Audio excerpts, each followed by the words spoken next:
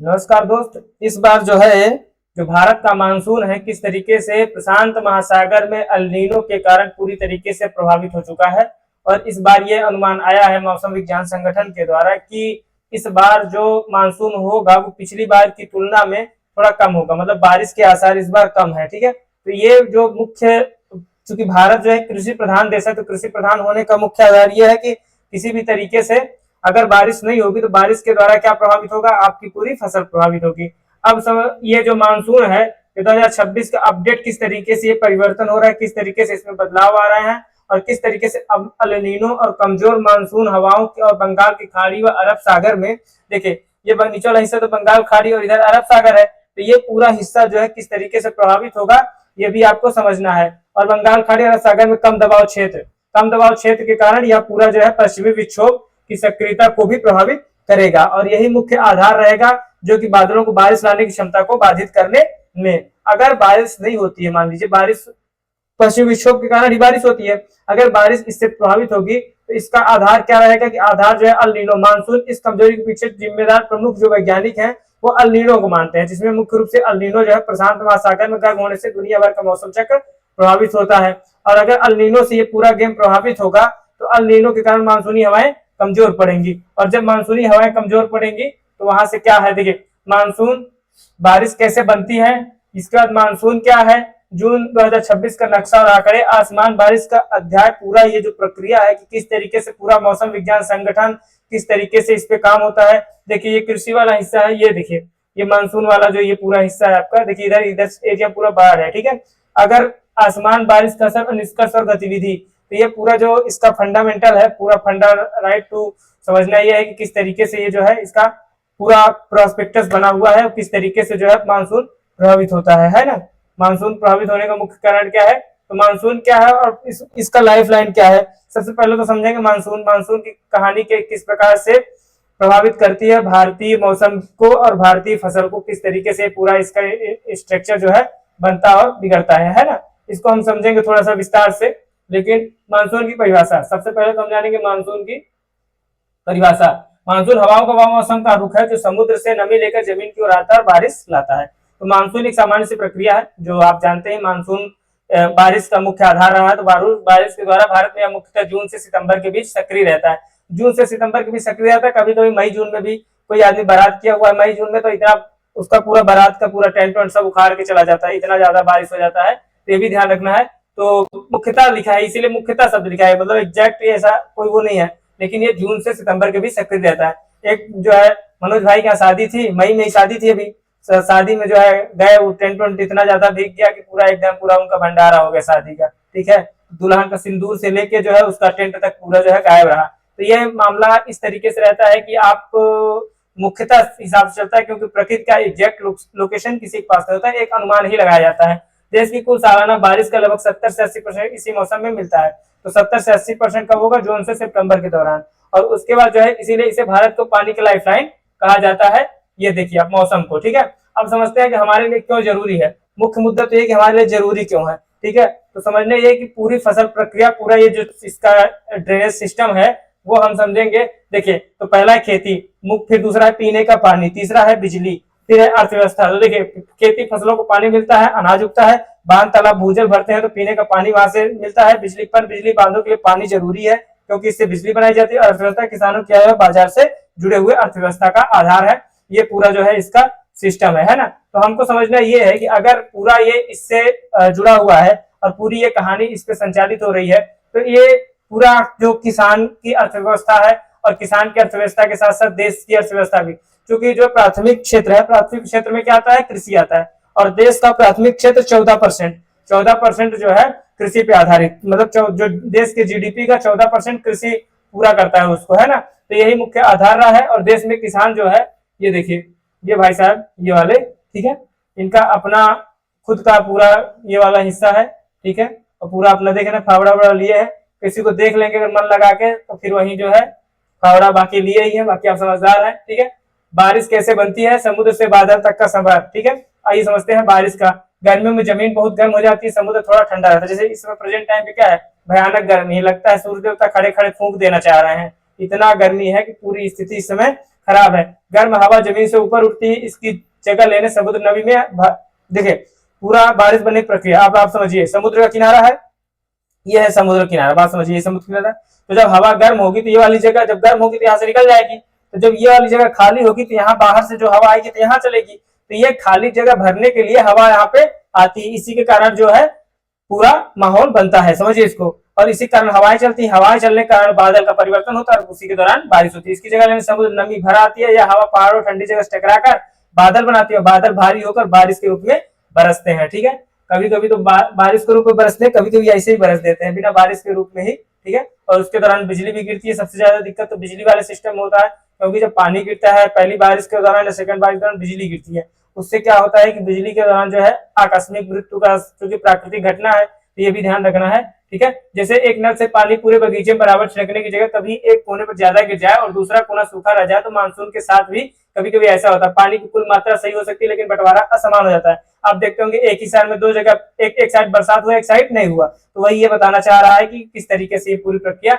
अब देखिए बारिश मापने के पैमाने किस तरीके से बारिश को मापा जाता है और किस तरीके से बारिश को वो माप सकते हैं। या पूरी प्रक्रिया जो है बारिश मापने का जो सिस्टम है ये एक तरीके से पूरा जो अनुमानित होता है, पूरे मुख्य रूप से अनुमानित ही चलता है क्योंकि गवर्नमेंट। अब देखिए बारिश की श्रेणियां आईएमडी के मानक किस तरीके से अत्यधिक कमी है, सामान्य है, अधिक है, सामान्य साथ उससे ज्यादा कम बारिश। ये पूरा आपको किस तरीके से बारिश का जो है तरीका होता है कि किस तरीके से बारिश जो है कौन सी श्रेणियों में आती है, किस तरीके से जो है बारिश का स्वरूप होता है, कहाँ से किस क्षेत्र को सूखा घोषित करना है, किस क्षेत्र को सूखा राहत क्षेत्र प्रभावित होता है, कौन सा क्षेत्र जो है बाढ़ राहत है। ये पूरा सिस्टम यहीं से जब ये पूरा पैमाना निकालते हैं तो यहीं से इस क्षेत्र को डिसाइड किया जाता है कि हमको इस क्षेत्र को सूखा राहत घोषित करना है, इस क्षेत्र को बाढ़ राहत घोषित करना है। इसके लिए सरकार ने ये आकस्मिक संचित निधि से मदद करेगा और उसके लिए आकस्मिक निधि से अलग संचित निधि से मदद होती है। अब प्रतिशत की कमी को जो है किस तरीके से जो है परसेंटेज जो है किस तरीके से अत्यधिक कमी और श्रेणी में जो है वर्षा का जो है अब चूंकि 60 से 70% नॉर्मल जून वर्षा का जो है पैमाना होता है, लेकिन उसके बावजूद जो है अब इस बार भारत जो है पूरी तरीके से प्रभावित क्षेत्र है। देखिए अभी तक समझते हैं हम, ये है अपना प्यारा भारत। देखिए भारत का नक्शा ये देखिए, ये है आपका अरब सागर वाला हिस्सा, इधर वाला अरब सागर है, इधर ये बंगाल की खाड़ी हिंद महासागर वाला। ठीक है, यहाँ से पूरा मानसून, इधर से पूरा मानसून पूरे देश को क्या करता है, प्रभावित करता है। ठीक है, यहाँ से ही पूरा जो आपका हिंदुस्तान है पूरा, जो ये इधर वाला अरब सागर है, जो ये अरब सागर है और ये जो हिंद महासागर है, यहीं से हवाओं के द्वारा जो है पूरा बारिश पूरे क्षेत्र में कराया जाता है। देखिए अखिल भारतीय स्तर से द्वारा ये जो वास्तविक स्थिति है, जो सामान्य स्थिति है वर्षा की कमी, इस बार -42% जो है सामान्य से कम वर्षा की संभावना है, जो कि ये अनुमानित आंकड़ा लगाया गया है कि सामान्य से 42% कम जो है इस बार बारिश होने की संभावना दिखा गई है। अब क्षेत्रवार वर्षा सामान्य देखिए पूर्वोत्तर भारत में प्लस है। ठीक है, पूर्वोत्तर भारत जिस लोग जो है उधर बरसात, ये पूर्वोत्तर भारत है आपका ये वाला हिस्सा। और इधर वैसे भी आपको पता है कि मेघालय मासिनराम में हिंदुस्तान में सबसे अधिक जो वर्षा होती है 1200 सेंटीमीटर के करीब, वो मेघालय मासिनराम में ही होती है। ठीक है, तो वो तो ठीक है, उसके पूर्वी भारत में कम हो रहा है, फिर मध्य भारत में कम हो रहा है, फिर उत्तर पश्चिम भारत में भी कम हो रहा है। मतलब बाकी हर जगह पर वर्षा की इस बार मात्रा क्या है, कम दिखाई गई है। इसको ध्यान रखना है कि इस बार देश में सामान्य से 42% तक कम वर्षा की मात्रा को दिखाया गया है। ठीक है, बाकी सरकारें अपने हिसाब से काम करती हैं, सरकारें अपने हिसाब से कहीं कुछ नहीं कर रही है। सरकारें जो है अपना खुद सब घूमने में मस्त है, सब कहीं निकल गए होंगे देश विदेश में मंत्रालय वाले। ठीक है, वो समय आएगा जब बारिश हो जाएगा, जब मौसम ठंडा होगा तब वो भी आ जाएंगे अपना। अभी कोई देश में है नहीं, अभी देश ऐसे ही चल रहा है भगवान भरोसे, क्योंकि सबको यहाँ पे गर्मी ज्यादा है तो सब इधर नहीं है, सब बाहर गया हुआ है। ठीक है, देश भर में औसत बारिश लगभग सामान्य रही, लेकिन बंटवारा बहुत असमान रहा। करीब 25% इलाकों में बारिश अत्यधिक कम दर्ज हुई, करीब 20% बारिश कम दर्ज हुई। गुजरात, मेघालय, मणिपुर जैसे राज्यों में सामान्य से काफी ज्यादा बारिश होने की संभावना प्रकट की गई है। ठीक है, अब ये देखिए कि मेन ये है आपके लिए। ठीक है, अगर आप देखेंगे तो मेन आपके लिए ये है, समझने वाली जो बात है वो हम यहाँ से देखेंगे, है ना। आइए, ये है आपका मानसून की स्थिति और मानसून की परिस्थिति। इसको आप मुख्य रूप से आप इसको समझेंगे अगर, तो आपके पास एक ही आधार है सब समझने के लिए कि किस तरीके से पूरा सिस्टम जो है लो प्रेशर स्थिति और किस प्रकार से पूरा मानसून आपको प्रभावित करता है। तो हम समझेंगे कि मानसून जो लो प्रेशर सिस्टम है, मानसून बारिश के लिए बंगाल खाड़ी और अरब सागर में कम दबाव वाले क्षेत्रों का बनना बहुत जरूरी होता है। इस हिस्से में भी और इस हिस्से में भी जो दबाव क्षेत्र जब जैसे ही कम बनेगा तो हवा का प्रभाव होगा, जैसे ही हवा का प्रभाव होगा बादल के द्वारा जो है ये पूरी व्यवस्था जो है संचालित हो जाएगी। और इस तरीके से जो है पूरी प्रक्रिया को जो है ये पूरी तरीके से हम देश के अंदर अब देखिए, बादलों और बारिश को गति देने वाला वायुमंडलीय चक्र वर्तमान में जो है अलग अलग क्षेत्रों में अलग अलग तरीके से प्रभावित हो रहा है। ठीक है, अब गर्मी इतनी ज्यादा है कि इस स्थिति को देखेंगे अगर आप, तो ये पूरा हिस्सा, ये वाला हिस्सा पूर्वोत्तर भारत वाला, ये तो मस्त रहता है, इधर इधर वर्षा का कोई दिक्कत नहीं है ना, इधर वर्षा का कोई दिक्कत नहीं है। बाकी दिक्कत इस वाले एरिया में और इस वाले एरिया में, और विशेषतौर से मध्य और दक्षिण भारत में इसका पानी का दिक्कत ज्यादा होता है, क्योंकि पश्चिमी विक्षोभ उत्तर पश्चिम भारत में लगातार आ रहे पश्चिमी विक्षोभ की वजह से शुष्क और ठंडी हवाएं, क्योंकि जो शुष्क और ठंडी हवाएं होती हैं वो वर्षा की मात्रा को प्रभावित करती हैं, और हवाएं जब चलती है तो मानसून बादलों को आगे बढ़ने और आगे बढ़ाने दोनों तरीके से बरसात करने में क्या करती है, रोक लगा देती है। इसीलिए जो है इन हवाओं का, तो ये अब चूंकि आपके यहाँ राज्य बाई राज्य अभी अभी चूंकि डाटा राज्य बाई राज्य भी आ गया है, जिले बारिश की स्थिति कैसे रहने वाली है वो पूरा तरीके से जो है मौसम विज्ञान संगठन जो है देता है।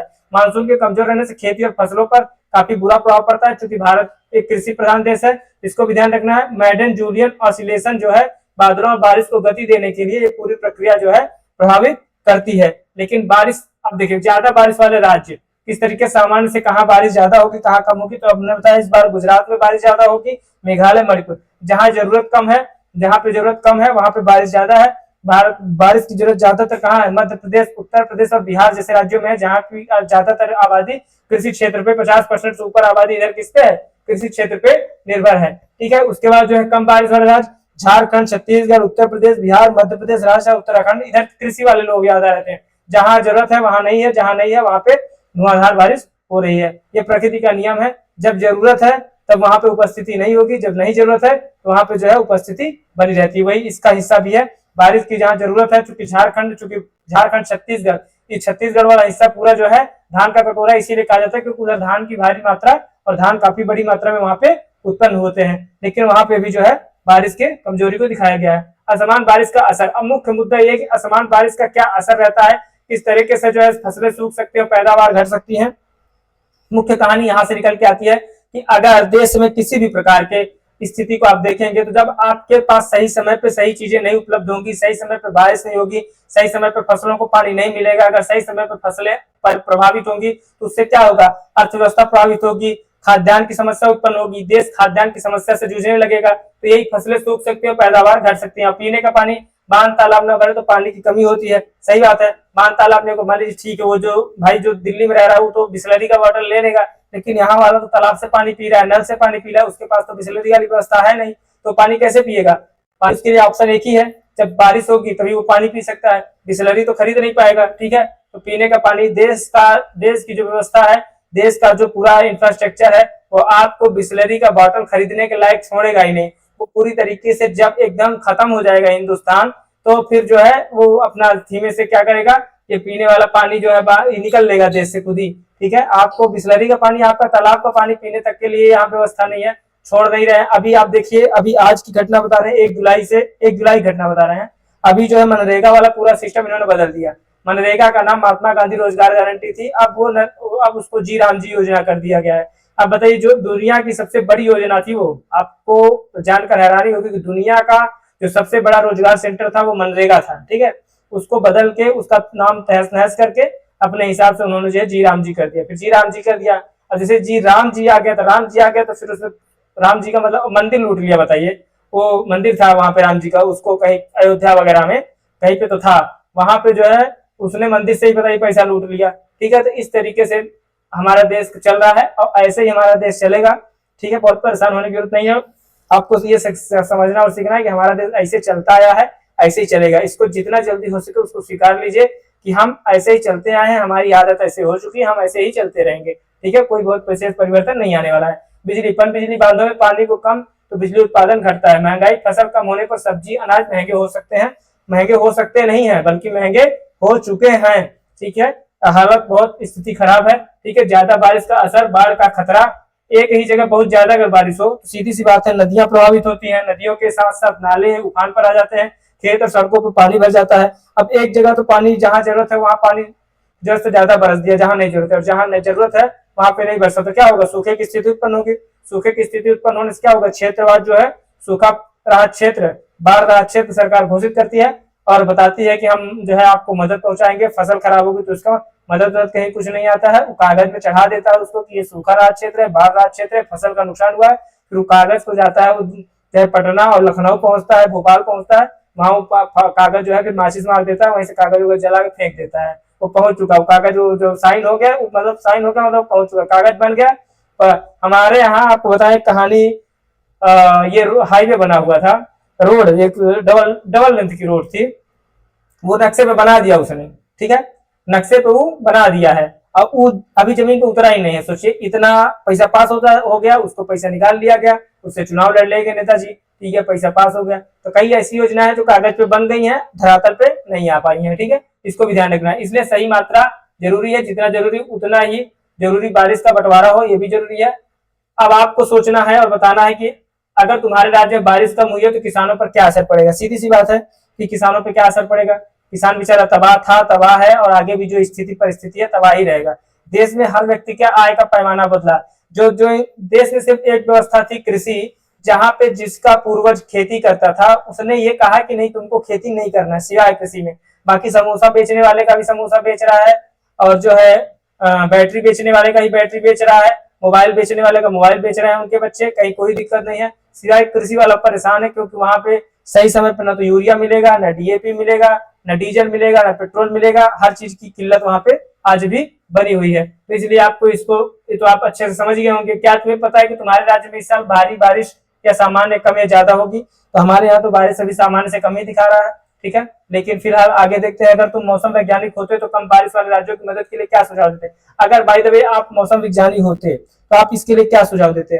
पहली बात तो मौसम विज्ञानी होने का आधार ये नहीं हो सकता है कि आप प्रकृति को चेंज कर पाएंगे। मौसम विज्ञानी आधार होने का ये सेंस है कि आप किसी भी क्षेत्र को प्रभावित होने से रोकने के लिए आप सरकारी मदद उपलब्ध करा पाएंगे। बाकी आप प्रकृति से छेड़छाड़ तो कर नहीं सकते हैं सर वैज्ञानिक होने से, तो आप सिर्फ सरकार को ये बता सकते हैं कि ये सूखा राहत क्षेत्र है, ये बाढ़ राहत क्षेत्र है, और ये जो है फसल को नुकसान हुआ है। तो ये पूरी चीज आपको नक्शे और आंकड़े से हम जो ऊपर बताए हैं, मौसम विज्ञान द्वारा ऐसे आंकड़े दिए गए हैं ताकि जो है पूरी स्थिति परिस्थिति को आपको आसानी से समझाया और बताया जा सके। इस परिस्थिति को भारत किस तरीके से इससे निपटेगा, भारत की स्थिति किस तरीके से बदलेगी, या भारत क्या ऐसे ही जब से आजादी के बाद से ऐसे ही चलता रहा, लूट घसोट अव्यवस्था पूरी तरीके से चरमराई हुई अव्यवस्था है, और अर्थव्यवस्था तो इतनी तबाह है कि दुनिया में 3 ट्रिलियन इकोनॉमी है। सोचिए इतना बड़ा देश है, इकोनॉमी इतनी गड़बड़ चल रही है। तो कई तरीके से देश की स्थिति परिस्थिति जो बिगड़ी है उसको हम कैसे सुधारेंगे और कैसे विकसित भारत 2047 तक बनेगा ये वक्त बताएगा, लेकिन कागज पे तो बन ही चुका है विकसित भारत। तब तक के लिए धन्यवाद, नमस्कार, थैंक यू।